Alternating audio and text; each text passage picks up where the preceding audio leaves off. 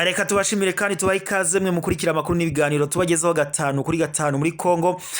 Amakuru ari kuvuga ko bagiye kujya bicira ku karubanda abasirikare bashinjwa gukorana n'umutwe wa M23 mu yandi makuru kandi akomeje kuvugwa mu gace ka Sake nuko imirwano yongeye kubura hagati y'umutwe wa M23 ndetse n'igisirikare cya Congo FARDC. Nkuko rero amakuru yakomeje kugenda abishyira ahagaragara, biravuga ko igihano cy'urupfu cyongeye gutangazwa cyangwa se cyongeye kugaruka muri Repubulika Iharanira Demokarasi ya Congo. Perezida Felix Antoine Tshisekedi wa Repubulika Iharanira Demokarasi ya Congo biravuga ko yasubijeho igihano cy'urupfu nyuma y'imyaka myinshi cyarahagaritswe by'agateganyo nk'uko byakomeje kugenda bitangazwa. Bivuga ko iki gihano mu busanzwe cyabaga ngo mu mategeko ahana ibyaha muri Congo, gusa ngo abagihabwaga babaga nyine doko nyine cyaje gukurwaho iki gihano cy'urupfu. Abagihabwaga nyuma yaho ngo bakazajya bakatirwa gufungwa burundu nk'uko byakomeje kugenda bitangazwa. Bivuga ko iki gihano cy'urupfu cyari kimaze imyaka igera kuri 21 kidashyirwa mu bikorwa muri Repubulika Iharanira Demokarasi ya Congo. Kugeza ubu rero ngo kikaba cyongeye gusubizwaho ahanini ngo mu rwego rwo kwivuna abasirikare bazajya bahamwa n'icyaha cyo kugambanira igihugu, ndetse ngo n'abazajya bahamwa n'ibyaha by'ubujura bwo mu mijyi ngo buganisha ku mpfu z'abantu nk'uko byakomeje kugenda bitangazwa. Rero bivuga ko kuri uyu wa gatatu tariki ya 13 Werurwe umwaka wa 2024 aribwo Minisitiri w'ubutabera muri Congo Rosa Mutombo yasinye inyandiko ikuraho isubika ry'agateganyo ry'igihano cy'urupfu ngo ryari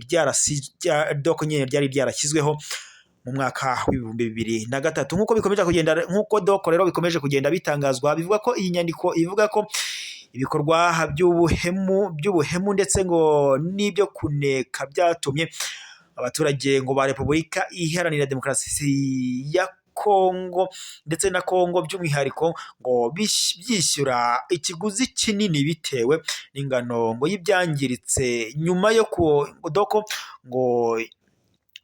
doko nyine yongera yungamo avuga ko ngo gusubizaho iki gihano cy'urupfu bigamije kuvanaho abahemu ngo mu ngabo z'igisirikare za Congo FARDC ndetse ngo no guhagarika ibikorwa by'iterabwoba n'abagambanyi ndetse n'amabandi yo mu mijyi ngo biganisha ku mpfu z'abantu nk'uko byakomeje kugenda bitangazwa. Rero muri Congo biravuga ko igihano cy'urupfu cyasubijweho mu gihe ingabo za Congo FARDC zimaze imyaka irenga 2 zihanganye n'umutwe wa M23 nk'uko byakomeje kugenda bitangazwa. Rero bivuga ko uyu mutwe wa M23 ubu uri kugenda wigarurira uduce dutandukanye tw'intara ya Kivu y'Amajyaruguru, ndetse bikavuga ko ingabo za Congo FARDC ngo zananiwe kusubiza inyuma uyu mutwe wa M23 ukomeje kugenda wigarurira ibice bitandukanye muri Repubulika Iharanira Demokarasi ya Congo. Ku ruhande rwa leta ya Kinshasa cyangwa se rwa Repubulika Iharanira Demokarasi ya Congo birakekwa ko ngo haba hari abasirikare benshi barimo ngo n'abofisiye ba FARDC ndetse n'abadepite hati bageranye n'abasirikare ngo bakekwaho gukorana n'umutwe wa M23 ndetse abo bakaba bashinjwa ngo kuba bagambanira igihugu nk'uko bikomeje kugenda bitangazwa mu makuru atandukanye. Makuru aturuka n'ubundi muri Repubulika Iharanira Demokarasi ya Congo biravuga ko bamwe mu bakora mu nzego z'umutekano muri Repubulika Iharanira Demokarasi ya Congo ubu Congo yamaze kwemeza ko ngo yamaze gutegura gahunda yo kwicira ku karubanda abasirikare bazajya bashinjwa gukorana umutwe wa M23. Ibi kandi bibaye mu gihe mu minsi ishize hari amakuru yari yumvikanye avuga ko doko hari abadepite bari batawe muri yombi bashinjwa gukorana n'umutwe wa M23 ndetse no kugambanira igihugu. Mu yandi makuru kandi akomeje gushyirwa ahagaragara muri Repubulika Iharanira Demokarasi ya Congo nuko imirwano yongeye kubura hagati y'umutwe wa M23 ndetse n'igisirikare cya Congo FARDC mu gace ka Sake nk'uko byakomeje kugenda bitangazwa mu makuru atandukanye. Biravuga ko imirwano hagati y'ingabo za Congo FARDC ndetse n'umutwe wa M23 yongeye kubura mu gihe hari amaze iminsi muri aka gace ka Sake kumvikana agahenye nk'uko byashyizwe ahagaragara rero n'umuvugizi wa M23 mu bya politike Lawrence Kanyuka yatangaje ko imirwano muri uyu mujyi nyine uherereye muri teritwari ya Masisi ngo yatangiye mu rukerera wo kuri uyu wa gatandatu nk'uko yakomeje rero kugenda abishyira ahagaragara. Laurence Kanyuka yavuze ko ingabo z'ihuriro ry'ubutegetsi bwa Kinshasa zirimo FARDC, FDLR, abacacuro, imitwe yitwaje intwaro ndetse ingabo za Sadeke kuva mu gitondo ngo zateye abaturage bo muri Sake ndetse ngo no mu duce duhakikije zirimo zica ndetse ngo zikanavana mu byabo abaturage b'abasivile kuko byakomeje kugenda rero bitangazwa. Ibi kandi bibaye mu gihe mu minsi mike ishize humvikanye amakuru avuga ko umutwe wa M23 wigaruriye utundi duce dutandukanye turimo Nyanzare, Bwito n'utundi duce dutandukanye two muri Warikare ndetse na Rubero nk'uko byakomeje kugenda bishyirwa ahagaragara. Mu makuru yakomeje kugenda ashyirwa ahagaragara n'uyu Laurence Kanyuka, umuvugizi wa M23 mu bya politike, yatangaje ko M23 kuri ubu ngo irajwe ishinga cyangwa se irangajwe imbere no kuvana izi ngabo za Congo FARDC mu bice bitandukanye ngo yagiye ifata by'umwihariko muri aka gace ka Sake nk'uko byakomeje no kugenda bitangazwa. Mu makuru yashyizwe ahagaragara mu gihe gishize hari amakuru yashinjwaga ingabo za MONUSCO ngo kurebera umutwe wa M23 cyangwa se ingabo za M23 ngo zacaga ku birindiro by'ingabo za MONUSCO, ngo ingabo za MONUSCO zanze kubarasaho nk'uko byakomeje kugenda bishyirwa ahagaragara. Ingabo za MONUSCO zasohoye ubutumwa zivuga ko cyangwa se zibeshyuza ayo makuru yazishinjaga ngo zaba zirebera ingabo z'umutwe wa M23 ubwo zacaga ku birindiro byazo nk'uko byakomeje kugenda bitangazwa. Rero amakuru n'ubundi aturuka muri Congo avuga ko Sake yari imaze iminsi ifite agahenge nyuma y'uko mu minsi mike ishize imirwano ngo yasaga niyimukiye mu bice bya teritwari ya Rucuru nk'uko byakomeje kugenda binatangazwa mu makuru atandukanye. Mu makuru yashyizwe ahagaragara mu gihe gishize yavugaga ko umutwe wa M23 ubu waba ugenzura hafi 90% yo muri teritwari ya Rucuru nk'uko amakuru yakomeje kugenda abishyira ahagaragara. Mu minsi ishize ibice bikikije uriya mujyi ngo byabereyemo imirwano ikomeye yanamaze igihe ngo kirekire nk'uko amakuru yakomeje kugenda abishyira ahagaragara. Biravuga ko FARDC ndetse nabo bafatanyije ku rugamba rwo guhangana n'umutwe wa M23 mu misozi ikikije uriya mujyi.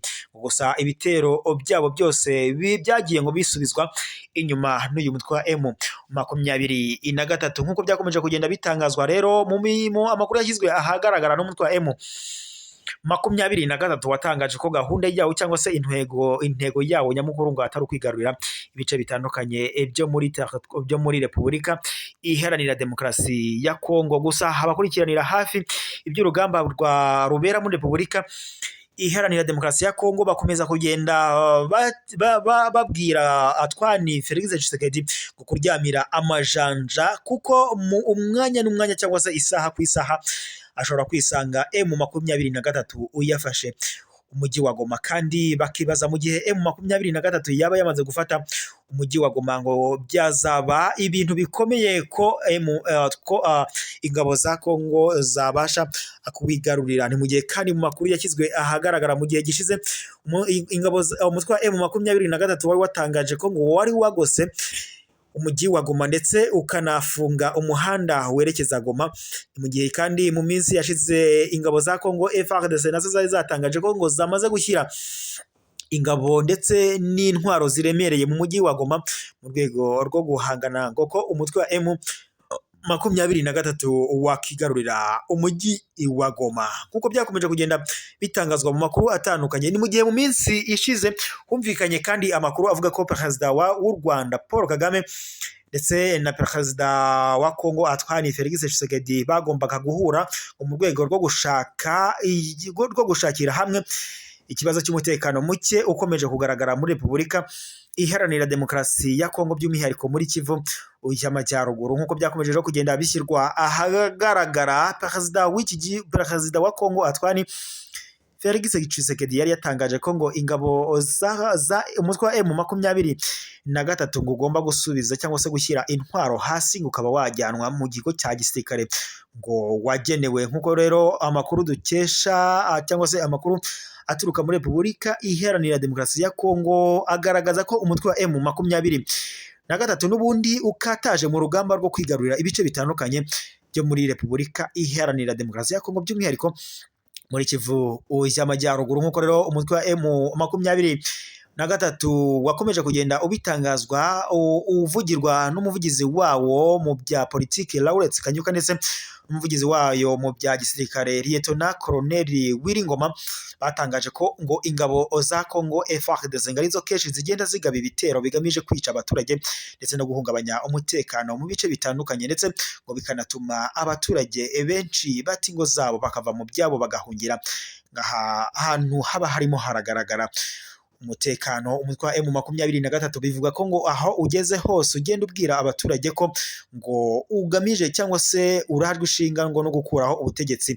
ngo bubi bwa Antoine Felix Tshisekedi, ngo ndetse ikaba yanababohora ku ngoma ngo y'ubutegetsi bubi bwa Antoine Felix Tshisekedi. Gusa abakurikiranira hafi ibya politike bakomeza kubwira cyangwa se baburira Antoine Felix Tshisekedi kuba maso, kuko mu gihe adashoboye kuba yakumvikana n'umutwe wa M23 ibintu bizakomeza kuba muri Repubulika Iharanira Demokarasi ya Kongo. Nk'uko byakomeje kugenda bitangazwa, amakuru akomeza kuva Kongo akomeza kuvuga ko ngo ingabo za Kongo FARDC ubu zaba zirimo gukorana umutwe wa M23.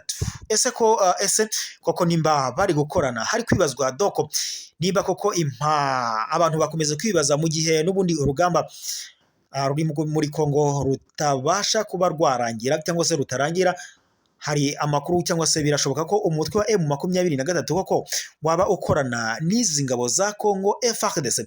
N'amakuru akomeje kugenda yibazwaho na benshi. Gusa umutwe wa M23 wo watangaje ko ufite imbaraga cyangwa se ufite na tactique cyangwa se strategy zitandukanye arizo zituma ngo ubasha gutsinda iki gisirikare cya Kongo FARDC. Mu makuru yashyizwe ahagaragara mu gihe gishize, cyangwa se amakuru akomeza kugenda ashinjwa cyangwa se Kongo ikomeza kugenda ishyira ahagaragara, ikomeza kugenda ishinja leta y'u Rwanda ko yaba ifasha umutwe wa M23. Gusa leta y'u Rwanda ibi ngibi yabyamaganira kure cyangwa se ibyamaganira kure, ndetse nayo igashinja leta ya Kinshasa gukorana n'umutwe wa FDLR urwanya leta y'u Rwanda. Nk'uko rero mwari mukurikiye amakuru n'ibiganiro tubagezaho, amakuru yacu tuyasubikiye hano, mukomeze mugire ibihe byiza. Amakuru yacu yo nakagaruka.